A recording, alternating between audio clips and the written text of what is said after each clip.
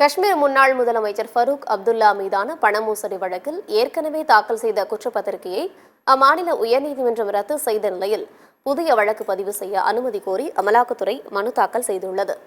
ஜம்மு காஷ்மீர் முன்னாள் முதலமைச்சர் ஃபரூக் அப்துல்லா அம்மாநில கிரிக்கெட் சங்கத்தில் நிதி முறைகேடு செய்ததாக அமலாக்கத்துறை தாக்கல் செய்த குற்றப்பத்திரிகையை கடந்த மாதம் நீதிமன்றம் ரத்து செய்து உத்தரவிட்டது.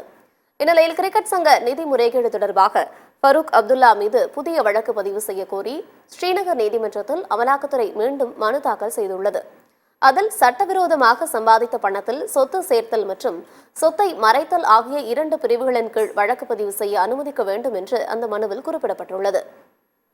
இந்த வழக்கு விசாரணை விரைவில் வர இருப்பதாக தகவல் வெளியாகியுள்ளது.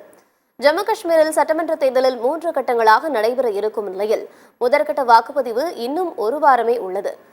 இந்த சூழலில் முன்னாள் முதலமைச்சர் ஃபரூக் அப்துல்லா மீதான அமலாக்கத்துறையின் குற்றச்சாட்டு பரபரப்பை ஏற்படுத்தியுள்ளது.